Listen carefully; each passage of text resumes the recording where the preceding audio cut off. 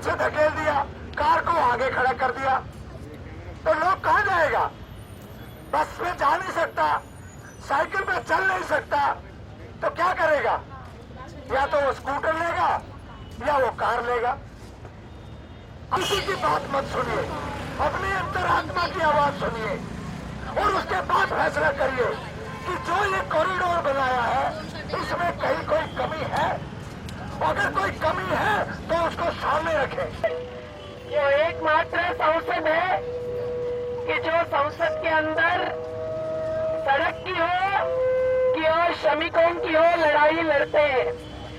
गीतम तिवारी जी जो ऐसे चुने हुए बुद्धिजीवियों में से है कि जो अपने आईआईटी के जैसे बहुत ही मान्यवर संस्थान से निकलकर भी सड़क पर उतर आते हैं।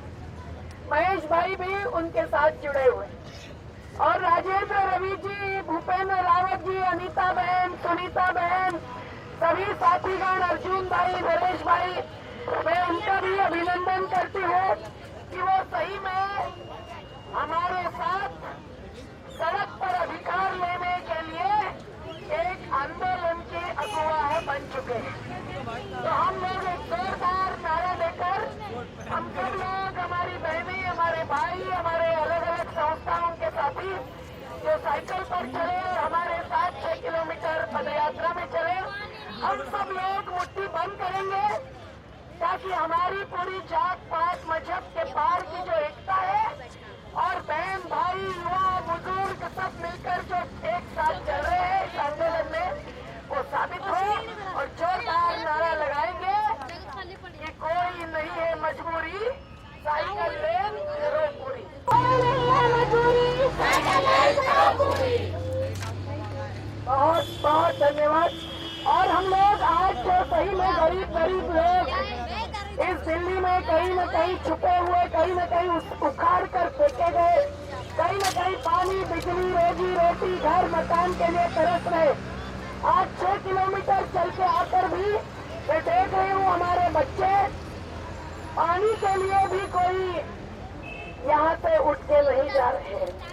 बहुत ही अनुशासन के साथ यहाँ तक पधारे हैं, तो अभी इस कार्यक्रम में भी अनुशासन रखेंगे।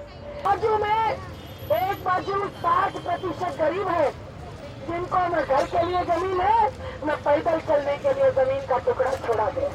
और इसलिए ये जो अधिकार की लड़ाई है वो केवल साइकिल लेन की लड़ाई नहीं है, ये केवल सड़क पर अधिकार की लड़ाई नहीं है, ये जमीनी अधिकार की लड़ाई है। और इस लड़ाई को हम लड़ेंगे तो जीतेंगे कि हारेंगे?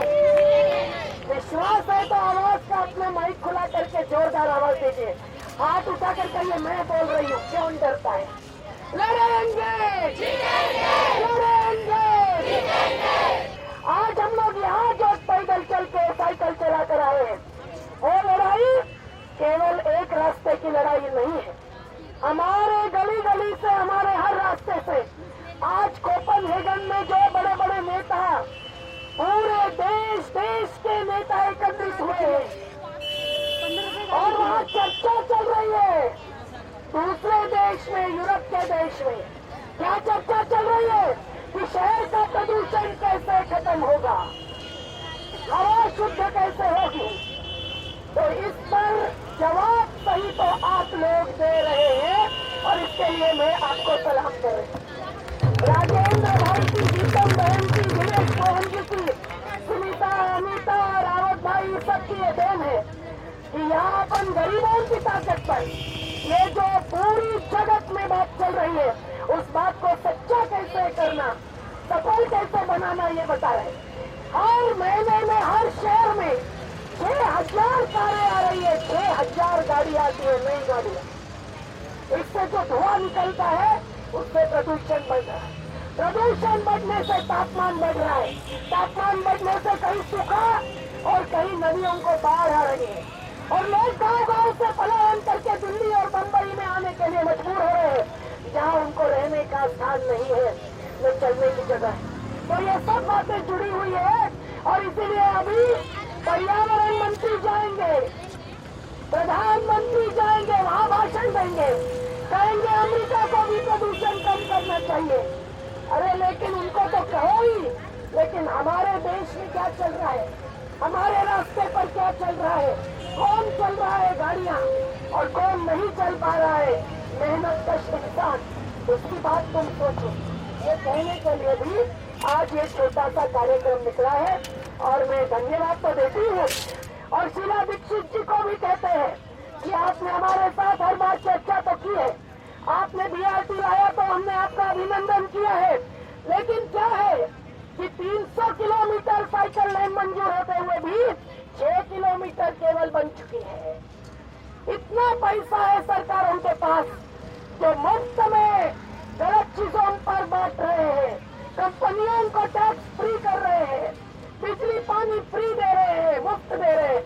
तो इस कॉरिडोर बनाने के लिए क्या आपके पास पैसा नहीं है, कि जगह नहीं है, कि चलने वाले लोगों की इस देश में कमी है?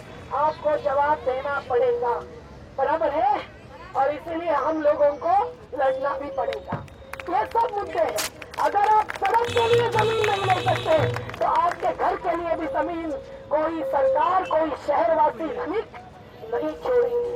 और इसलिए आज यहाँ से मेरे ख्याल से कपड़े पर अपन हस्ताक्षर करते थे तो कोपनहेगन पहुंचा था, इतने लोग हस्ताक्षर करते और लोग हस्ताक्षर करते। कल से शायद हम लोगों को ये अभियान चलाना चाहिए, हर जगह पर, हर गोली पर, हर कोने पर एक कपड़ा और बैनर लगाकर सब लोगों को ऐलान करना चाहिए। जगह जगह कोने कोने पर बड़े बड़े बैनर अपने भी होने चाहिए, ये बताते हुए कि 88% लोग हर रोज कुछ न कुछ पैदल चलते हैं और अधिकतर लोग सार्वजनिक वाहनों में जाते हैं। और सार्वजनिक वाहनों के लिए अगर BRT कॉरिडोर नहीं है तो आप 80% लोगों का नुकसान कर रहे हैं, उनका जीने का, उनका चलने का, उनका परिवहन का अधिकार छीन रहे हैं। हम लोग इसको मंजूर नहीं कर सकते हैं, बराबर है।